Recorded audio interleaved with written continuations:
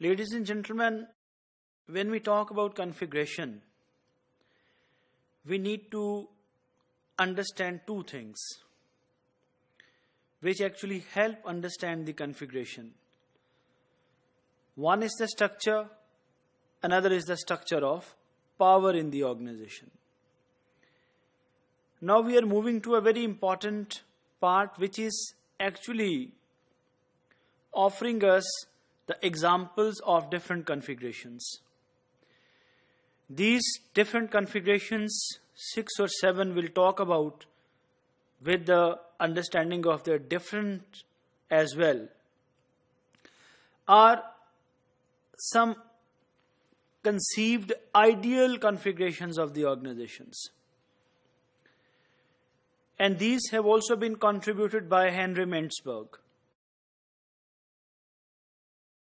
These configurations actually offer us the ideal forms of different configurations different organizations have. The real world organizations, if not 100% the replica of these configurations, but these are one way or another near to that. And it is possible that you might have had the introduction of these configurations in some other management courses earlier. But here actually we are taking them as the examples of different configurations. Let's move on. These are 6 or 7. The entrepreneurial organization, the machine organization, professional organization, diversified organization, adhocracy, missionary, and political organizations. And these are actually on the basis of the structure and power configuration in the organizations. Let's take them one by one for the understanding. And remember, whatever we are discussing here, this is for understanding the strategy and strategy making process in the organizations. So you have to link every concept with that. The first is the entrepreneurial organization. Entrepreneurial organization, it is a simple organization as depicted by this diagram. You see that there is one head and then there is a body, long body, horizontal body. This is the organizational configuration in which there is one entrepreneur and the one leader, the visionary one, like we had in the entrepreneurial school. And he has got all the staff which is directly directed and managed by him. This is also known as the simple form of organization, in which structure is such that there is the one leader at the top and all other are reporting to him, seeking guidance from him or being directed by him. He is the sole powerful person in the organization, having all the authorities. This form of configuration is found generally in the earlier days of the organizations, or in case of startups, or in the small organizations. Best thing in this configuration is this, that organization is fairly simple and free from the bureaucratic problems, the inefficiencies attached to the bureaucracy. And such organizations are very quick to respond to their environment. It is argued in the literature that even in the times of need, the larger organizations or even countries assume the entrepreneurial configuration or the structure of the organization, because this is required when a rapid response to environment is required. Second is the machine organization, which is argued to be the product of the age of industrial revolution, the age which required the large organizations with huge sizes, huge employment, big structures, and such organization was required to be well programmed like a well-oiled machine. Because when you are large in size, you are dealing with the large people, or you're dealing with the large departments, or a big number. You need to have a well-programmed organization. Just have a look of the diagram here. You find out that this is now different from the entrepreneurial structure or configuration. You find out that there is still a top layer, upper echelon is there. There is bottom as well, flat still. But you find out two things also here.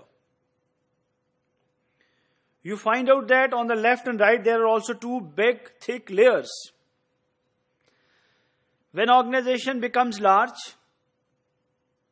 this is not possible for the apex management to directly manage the things.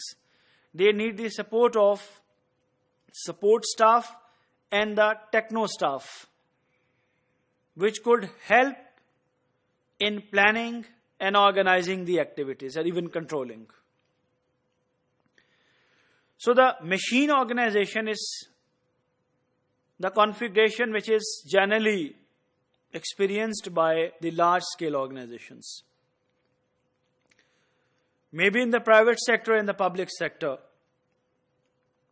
Say in our case, look at railway,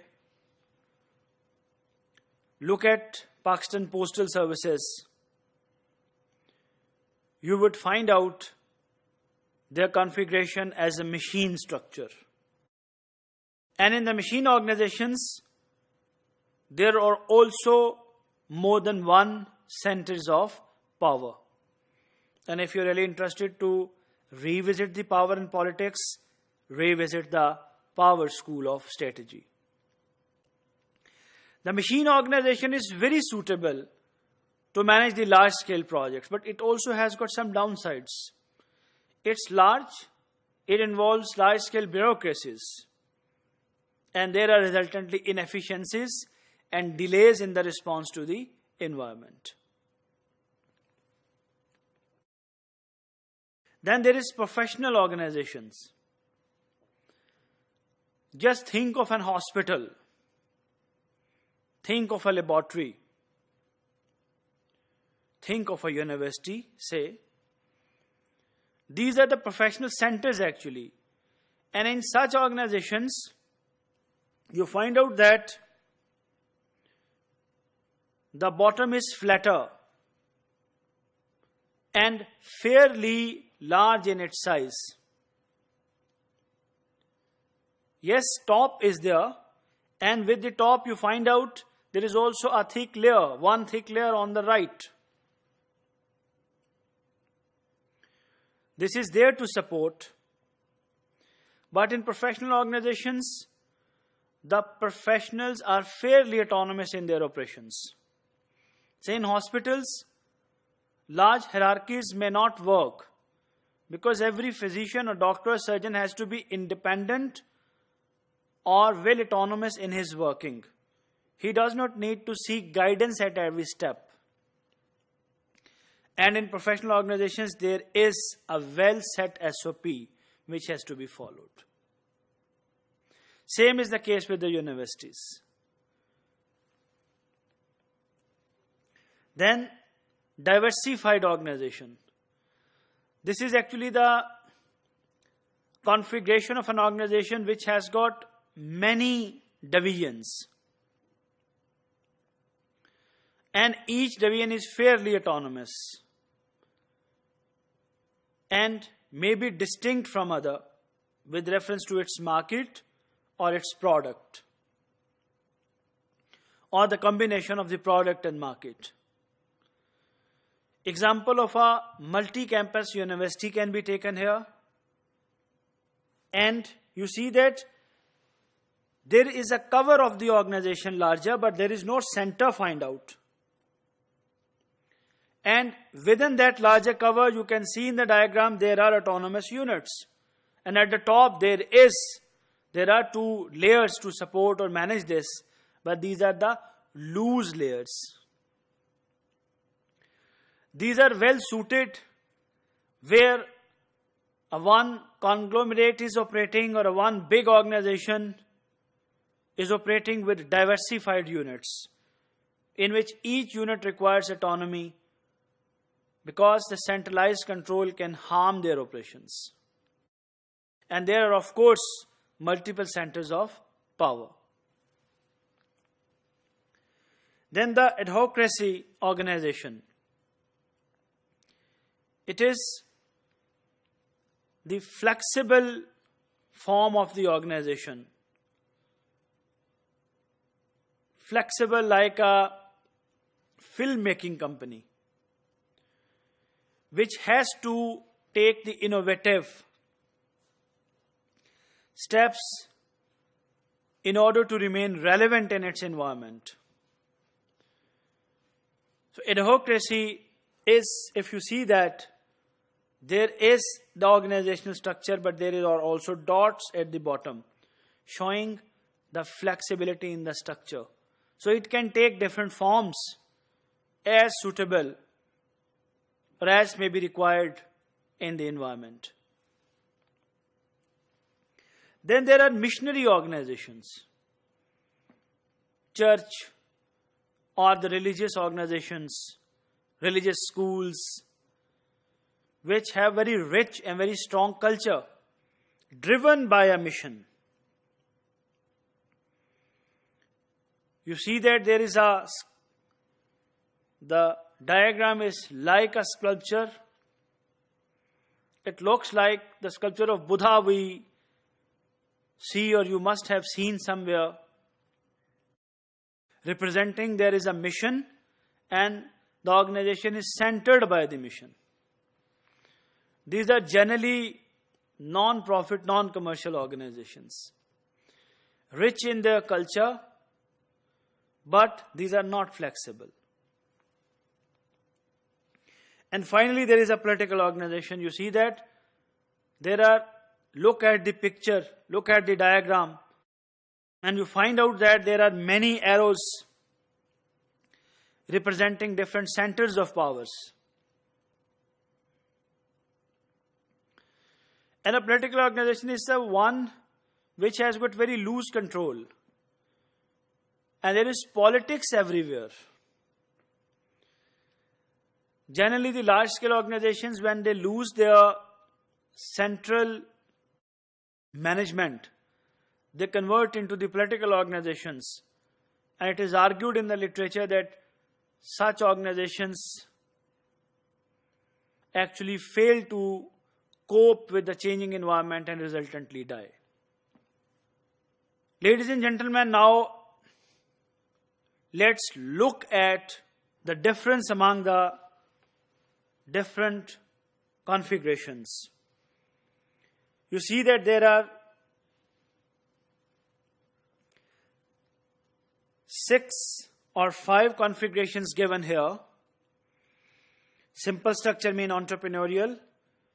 On the top of the table, there are 4 criterion on which these have been compared.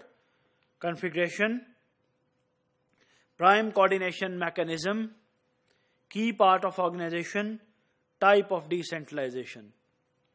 The simple structure or entrepreneurial organizations, they have a direct supervision, and key part of the organization is the upper echelon, the entrepreneur, and these are generally centralized.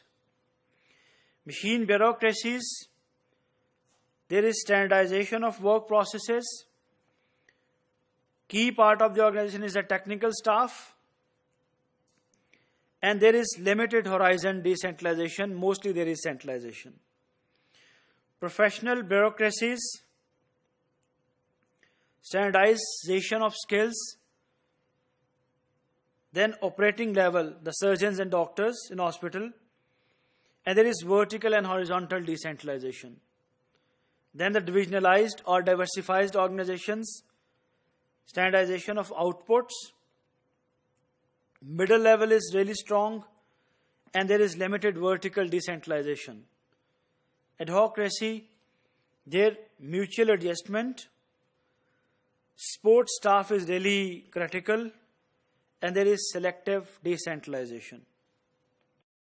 Conclusively, you must have understood the concept of configuration and structure and power in the organizations.